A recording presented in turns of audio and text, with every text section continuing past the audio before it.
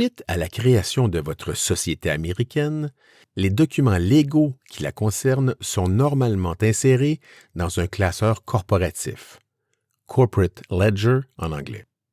Ce classeur contient des onglets, tabs en anglais, qui permettent d'identifier clairement la nature des documents qui en font partie.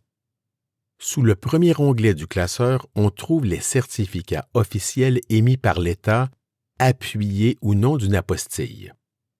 Certificat d'incorporation ou de formation, certificat de conformité, certificat d'attestation de fonction. Précédemment, nous avons vu en quoi consiste le certificat d'incorporation ou de formation. Mais qu'en est-il des deux autres certificats? Le certificat de conformité, Certificate of Good Standing en anglais, est un document officiel émis par l'État qui confirme généralement les éléments suivants: la création de la société, la date de sa création, l'existence de la société à la date d'émission du certificat, la production de tous les rapports annuels exigés par l'État et le paiement de toutes les taxes corporatives payables à l'État. Le certificat d'attestation de fonction, Certificate of Incumbency en anglais, est un document qui certifie généralement les éléments suivants: le nom de la société, la date de sa création, la forme juridique de la société, par exemple une corporation ou une LLC, le lieu de création de la société, par exemple l'État du Delaware, le numéro d'inscription de la société sur le registre de l'État, le nom des actionnaires ou des membres de la société, le nombre d'actions ou d'unités détenues par chaque actionnaire ou membre, le pourcentage d'actions ou d'unités détenues par chaque actionnaire ou membre, le nom des administrateurs ou directeurs, le nom et titre des dirigeants, par exemple président, vice-président, secrétaire et trésorier, le nom de l'agent agréé de la société dans l'État et finalement l'adresse du bureau agréé de la société dans l'État. Le certificat d'attestation de fonction est souvent préparé et signé par l'incorporateur ou l'organisateur devant un commissaire à la sermentation, appelé Notary Public aux États-Unis. Ce certificat est souvent utile afin de confirmer aux tiers le pouvoir des administrateurs et dirigeants en tant que représentants autorisés de la société. Par exemple, au Delaware, il n'y a aucune autre façon de confirmer un tel pouvoir. En effet, le registre du commerce de cet État est muet sur l'identité des administrateurs, dirigeants et actionnaires des sociétés qui y sont créées. Toutefois, dans le cas des corporations, il est possible d'obtenir une copie du rapport corporatif qui doit être produit sur une base annuelle. Dans le cas des LLC, il n'y a aucune obligation de produire un rapport corporatif. Une apostille est un document officiel de l'État accompagné d'un sceau spécial qui certifie l'un ou l'autre des faits suivants. Un document est une copie conforme à l'original, ou encore un document a été signé devant un commissaire à la sermentation de l'État. L'apostille confère donc un caractère d'authenticité au document qui est ensuite reconnu presque partout à travers le monde. Sous le second onglet du classeur, on trouve les règlements de la corporation ou encore la convention d'opération de la LLC.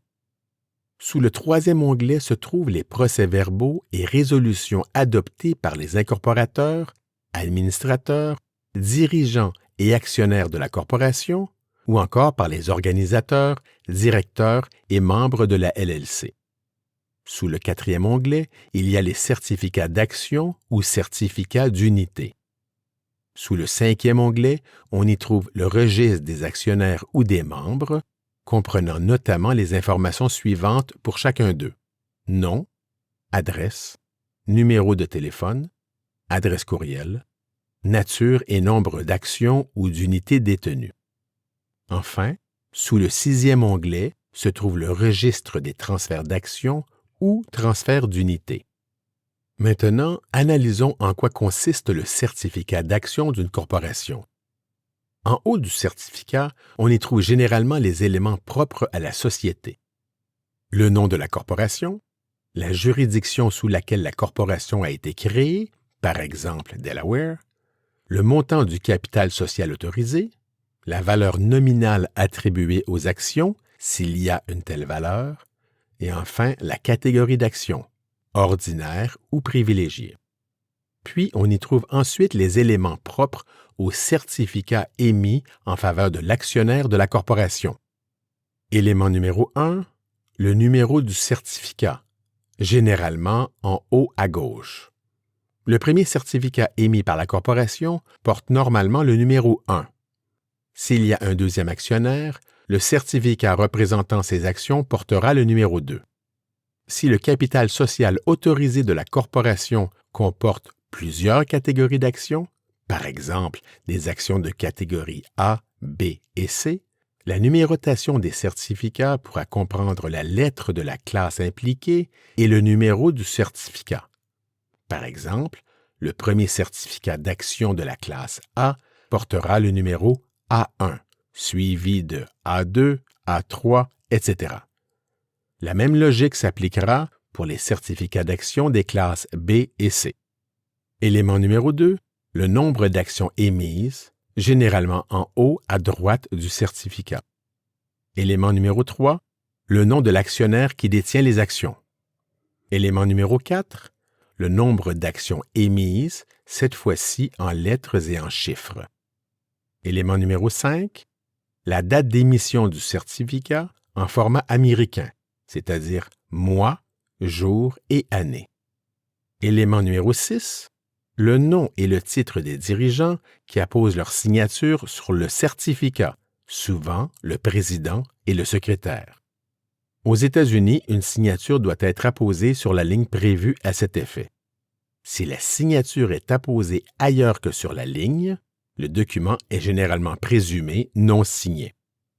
En cas de transfert des actions d'une corporation, il faut alors compléter le verso du certificat.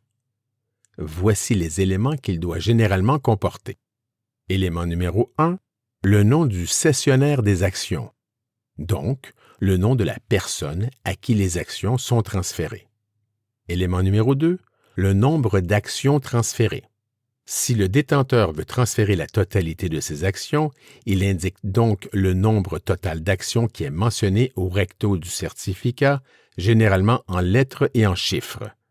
Mais s'il veut transférer uniquement une partie de ses actions, il indique alors le nombre d'actions transférées. Dans ce dernier cas, le certificat d'action de l'actionnaire cédant est ensuite annulé et remplacé par 2 nouveaux certificats d'action. Le premier certificat, représentant les actions transférées, est émis au nom du nouvel actionnaire. Le second certificat, représentant les actions conservées, est émis au nom de l'actionnaire cédant. Élément numéro 3, le nom de l'avocat qui inscrit le transfert.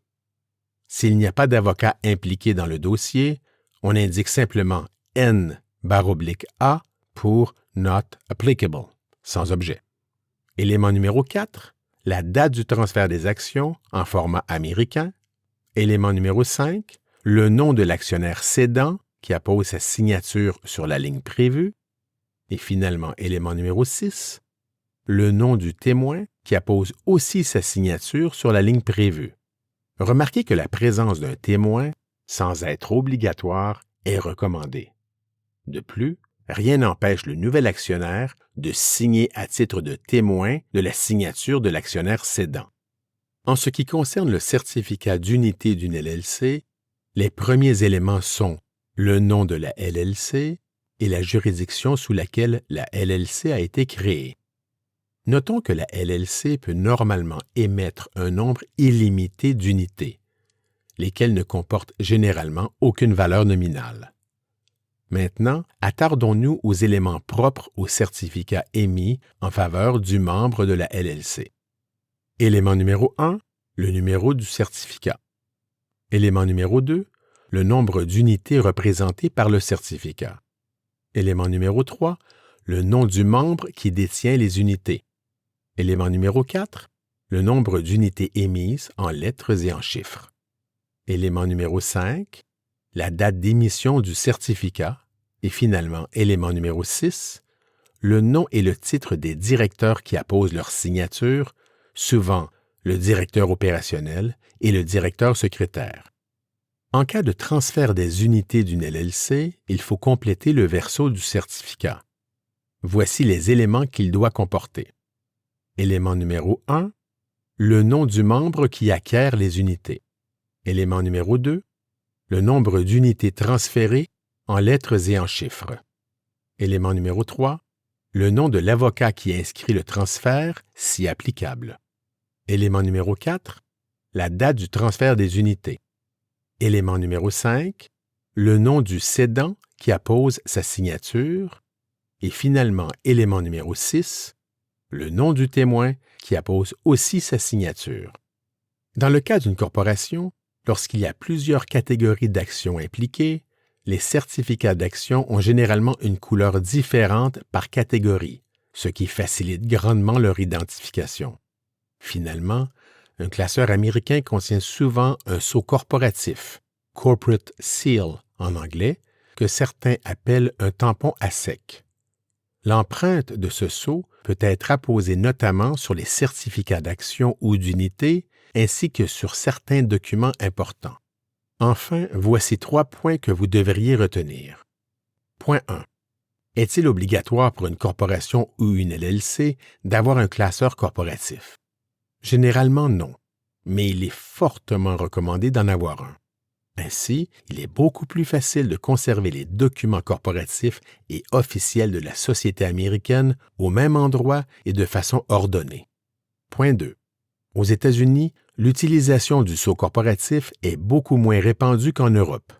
Pour les Américains, il s'agit d'un vestige du passé auquel certains sont toutefois encore attachés. Point 3. Les certificats originaux d'action ou d'unité sont souvent conservés dans le classeur corporatif. Une copie de ceux-ci est toutefois remise à chacun de leurs détenteurs.